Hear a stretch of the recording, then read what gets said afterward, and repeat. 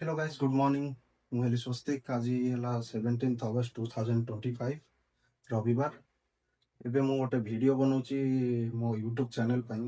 ଏବେ ଯାଏ ତ ମୁଁ ୟୁଟ୍ୟୁବ୍ ଚ୍ୟାନେଲ୍ର ନାଁ ଡିସାଇଡ଼୍ କରିନି, ହେଲେ ବି ଭିଡ଼ିଓ ବନାଉଛି। ଯଦି ଭଲ ବନିଲା ତାହେଲେ ଅପଲୋଡ଼୍ କରିବି, ଯଦି ଭଲ ନ ବନିଲା ତାହେଲେ ସେମିତି ଡିଲିଟ୍ କରିଦେବି, ନହେଲେ ମୋ ମେମୋରି ପାଇଁ ତ ରହିବ। ଆଗକୁ ଯେ ମୁଁ ଏମିତି ଭିଡ଼ିଓ ବନେଇଥିଲି ଭଲ ବନିନଥିଲା ତ ଅପଲୋଡ଼୍ କଲିନି, ଦେଖାଯାଉ କ'ଣ ହେଉଛି। ତ ଏବେ ହେଉଛି ଟାଇମ୍ 10:30।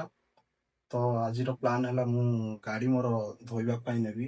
ଗାଡ଼ିର ଇଣ୍ଟେରିୟର ବହୁତ ଖରାପ ହେଇଯାଇଛି, ତ ତାକୁ ମୋତେ ସଫା କରିବାର ଅଛି। ଆଉ ତାପରେ ମୋତେ ସପିଂ କରିବାର ଅଛି। ସପିଂ କରିବାର ଅଛି କ'ଣ ପାଇଁ ନା ମୋତେ ଆଗକୁ ଗୋଟେ ଟ୍ରିପ୍ରେ ଯିବାର ଅଛି। ତା ଛଡ଼ା ମୋର ବର୍ଥଡ଼େ ବି ଆସୁଛି ଆଗକୁ, ତ ସେଇଥିପାଇଁ କିଛି ସପିଂ କରିବି। ତ ସେଇ ଭିଡ଼ିଓରେ ମୁଁ ଆପଣଙ୍କୁ ଆଗକୁ ଦେଖେଇବି।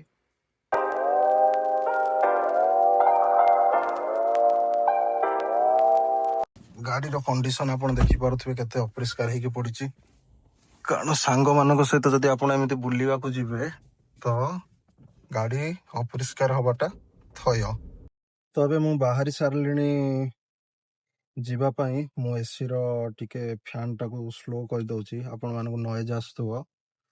ତ ଏଇ ପାଖରେ ହିଁ ଗୋଟେ ଅଛି ଧୋଇବା ପାଇଁ ଦୋକାନ। ମୁଁ ଜାଣିନି ସେଟା ଖୋଲା ଥିବ କି ନଥିବ, ଦେଖିବା ସେଇଟା ଟ୍ରାଏ କରିବା। ଯଦି ସେଇଟା ଖୋଲା ଥିବ ଭଲ, ସେଇଠି ଯାଇକି ସଫା କରିଦେବା।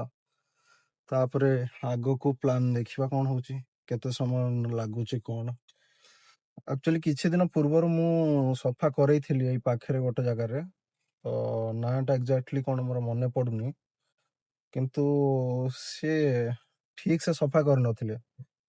ଭିତରୁ ଖାଲି ଭ୍ୟାକ୍ୟୁମ୍ କରିକି ଛାଡ଼ି ଦେଇଥିଲେ। ଯୋଉଠି ଯେମିତି ଧୂଳି ଅଛି ସେମିତି ଧୂଳି ଅଛି, ମାନେ କର୍ଣ୍ଣର ଗୁଡ଼ାକରେ ସେମିତି ଧୂଳି ଲାଗିକି ରହିଲା। ତ ତାପରେ ବର୍ଷା ବି ହେଉଥିଲା, ତ ମୁଁ ଭାବିଲି ଯାଉ କିଛି ଦିନ, ତାପରେ ଏକା ବେଳେ ହିଁ ସଫା କରିବା। ତ ଆଜି ଟିକେ ଖରା ଅଛି, ଆଉ ବହୁତ ଭିତରୁ ବି ଅପରିଷ୍କାର ହେଇଗଲାଣି। ତ ବେଶୀ ଦିନ ବି ଗାଡ଼ି ଏମିତି ରଖିବା ଠିକ୍ ନୁହେଁ। କ'ଣ ପାଇଁ ନା ବର୍ଷା ଦିନ ଯଦି ରହିବ ସେମିତି ବି ସ୍ମେଲ୍ କରିବ ଧୀରେ ଧୀରେ। ତ ବେଟର୍ ଏବେ ସଫା କରି ନେବାଟା। ତ ଯାଉଛି ମୁଁ ସେଇ ସଫା କରିବା ପାଇଁ। ତ ଯାଇକି ମୁଁ ସେଇଟା ଆପଣଙ୍କୁ ଦେଖାଉଛି ଗାଡ଼ି କେମିତି କ'ଣ ସଫା ହେଉଛି। ତ ମୁଁ ଏବେ ଇନ୍ଫୋସିଟି ସ୍କୋୟାର ପାଖରେ ପହଞ୍ଚିଗଲି। ତ ଏଇ ପାଖରେ ଗୋଟେ ଅଛି ଆମ କାର୍ ଡିଟେଲିଂ ହବ୍ ସମଥିଙ୍ଗ ତାର ନାଁ। ତ ସେଇଠିକି ମୁଁ ଏବେ ଯାଉଛି। ସେ ବାହାରେ ପୋଷ୍ଟର ଦେଖିଲି ତାର, ତ ମୁଁ କେବେ ଯାଇନି, ସେଇଟା ଫାର୍ଷ୍ଟ ଟାଇମ୍ ପାଇଁ ମୁଁ ସେଇଠିକି ଯିବି। ତ ଦେଖିବା ସେଇଟା ଖୋଲା ଅଛି କି ନାହିଁ, କେମିତି କ'ଣ ରେଟ୍ ନେଉଛନ୍ତି ମୁଁ ଆପଣଙ୍କୁ ଜଣେଇବି। ମୁଁ ଆପଣଙ୍କୁ ସେ ଲୋକେସନ୍ ବି ଦେଖେଇ ଦେଉଛି। ବ୍ୟାକ୍ କ୍ୟାମେରାରେ ହିଁ ମୁଁ ଦେଖେଇଦେବି ଆପଣଙ୍କୁ। ଏବେ ଏଇଟା ଇନ୍ଫୋସିଟି ସ୍କୋୟାରରୁ ଜଷ୍ଟ ରାଇଟ୍ ନେଇକି ଗଲେ ଆମର ଅଛି ଆବସଲ୍ୟୁଟ୍ ବାରବିକ୍ୟୁ ଯେଉଁଠି ଅଛି, ତ ସେଇ ପାଖରେ ହିଁ ସେଇଟା ଅଛି। ଏଇଟା, ହଁ, ଏଇଟା ଆପଣଙ୍କୁ ଦେଖାଯାଉଥିବ। ଏବେ ଦେଖାଯାଉଥିବ କି ନା ମୁଁ ଜାଣିନି। ଏଇଟା ଅଛି car bike wash, way to car bike wash, ସେଇ ଭିତରେ ହିଁ। ତ ସେଇ ଭିତରକୁ ମୁଁ ଯାଉଛି। ଏଇଟା ହେଲା ଆମର ଆବସଲ୍ୟୁଟ୍ ବାରବିକ୍ୟୁ ଏଇଠି ଅଛି। ଏ ଜାଗାକୁ ନାଁ ମୁଁ ଆବସଲ୍ୟୁଟ୍ ବାରବିକ୍ୟୁ ନାଁରେ ଜାଣିଛି, ହେଲେ ଏକ୍ଜାକ୍ଟଲି ଏ ଜାଗାକୁ କ'ଣ କହନ୍ତି ମୁଁ ଜାଣିନି।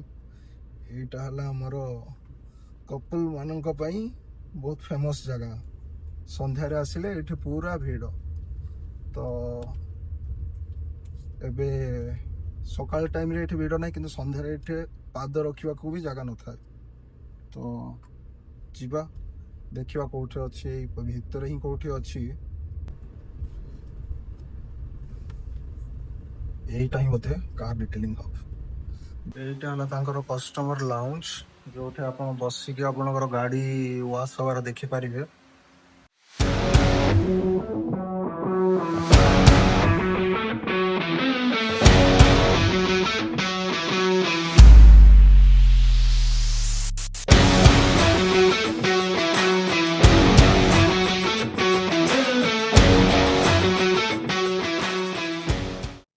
ତ ଏବେ ଗାଡ଼ି ୱାଶ୍ ସରିଯାଇଛି।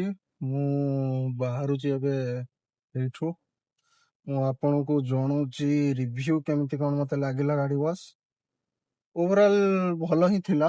କ'ଣ ପାଇଁ ନା at the price range of 350 ଇଏ ବହୁତ ଭଲ ଥିଲା।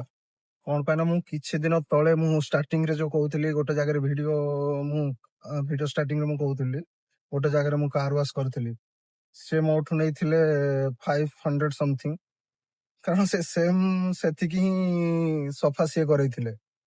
ଇଣ୍ଟେରିୟରରେ ଆଉ ଏକ୍ସଟ୍ରା କିଛି କରିନଥିଲେ, ଖାଲି ଟିକେ ପଲିଶ କରିଥିଲେ, ଯୋଉଟାର ଏତେ ନିଡ୍ ବି ମତେ ନଥିଲା ପଲିଶର। କଣ ପାଇଁ ନା ମୁଁ ତାଙ୍କୁ ମନା କରିଦେଇଥିଲି ଡ୍ୟାସବୋର୍ଡରେ ପଲିଶ କରିବାକୁ। କାରଣ ଡ୍ୟାସବୋର୍ଡରେ ଯଦି ଆମେ ପଲିଶ କରିବା ତାହେଲେ ସେ ସେମ୍ ରିଫ୍ଲେକ୍ସନଟା ଆମର ୱିଣ୍ଡସିଲ୍ଡରେ ପଡେ। ତ ମୁଁ ତାଙ୍କୁ ମନା କରିଦେଇଥିଲି ପଲିଶ କରିବା ପାଇଁ। ଆଉ ସେ ବାକି ଯେତିକି ଜାଗାରେ ଅଛି ଆମର ଇଏ ଫାଇବର ପାର୍ଟ ଗୁଡା ସେଇଗୁଡାକୁ ପଲିଶ କରିଥିଲେ। ତ ଯୋଉଟାର ଏତେ ବି ମତେ କିଛି ନିଡ୍ ନଥିଲା। ତ ସେ ସେମ୍ ଏବେ ଏଇଠି 350ରେ ମୁଁ କରେଇକି ଯାଉଛି ୱାଶ। ତ ସେ ମେନଲି ବାହାରର ପୁରା ୱାଶ କରିଛନ୍ତି କମ୍ପ୍ଲିଟଲି, ଆଉ ଇଣ୍ଟେରିୟର ଭ୍ୟାକ୍ୟୁମ କରିକି କପଡାରେ ସଫା କରିଛନ୍ତି। ଭଲ ଅଛି, ଓଭରାଲ ଏକ୍ସପିରିଏନ୍ସ ମତେ ଭଲ ଲାଗିଲା। ଆଉ ବାକି ତାଙ୍କର ସର୍ଭିସ ଆକ୍ଚୁଆଲି ଆଜି ରବିବାର ତ ତାଙ୍କର ମେନ୍ ଷ୍ଟାଫ କେହି ନଥିଲେ, ତ ଯିଏ ବି ଥିଲେ ସିଏ ଏତେ ମତେ ଇନ୍ ଡିଟେଲରେ ଜଣେଇ ପାରିଲେନି କଣ ତାଙ୍କର ସର୍ଭିସ ଅଛି। ମୁଁ ନେକ୍ସଟ କେବେ ଯଦି ଆସିବି ୱିକଡେଜରେ କି ସାଟରଡେ କେବେ ଯଦି ମୁଁ ଆସିଲି ତାହେଲେ ମୁଁ ଆପଣଙ୍କୁ ଜଣେଇବି। ମୋର ଏମିତିରେ ବି ଗାଡିର ପଲିଶ କରିବାର ଥିଲା, ମୁଁ ତାଙ୍କୁ ପଚାରିଲି, ସେ କହିଲେ ମତେ ଜଣେଇବେ ତାଙ୍କ ମ୍ୟାନେଜରକୁ ପଚାରିକି। ତାଙ୍କର ନମ୍ବର ବି ମୁଁ ନେଇକି ଆସିଛି ଭାରି, ମୁଁ ତାଙ୍କୁ ଫୋନରେ କଥା ହେବି। ତ ଓଭରାଲ ସର୍ଭିସ ମତେ ଭଲ ଲାଗିଲା, ଆଉ ବହୁତ ଭଲ ଭାବରେ ସେ ସଫା କରିଛନ୍ତି। ତ ଠିକ ଅଛି, ଏଇଟା ଥିଲା କାର୍ ୱାଶ। ନେକ୍ସଟ ଏବେ ଟାଇମ ହେଇଗଲା 11:45। ଲଞ୍ଚ ତ ଏବେ ମତେ ଭୋକ ହେଇନି, ତ ମୁଁ ଭାବୁଛି ଏବେ ଯାଇକି ସପିଂ କଥା ଦେଖିଦବା। ଏଇ ପାଖରେ ମୁଁ ଚେକ୍ କରେ କଣ, ଯଦି କିଛି ମତେ ଭଲ ଲାଗିଲା ଯାଇକି ମୁଁ ସପିଂ କରିବି। ସେତେବେଳେ ମୁଁ ଆପଣଙ୍କୁ ଭିଡିଓ ସେଇଠି କଣ୍ଟିନ୍ୟୁ କରୁଛି।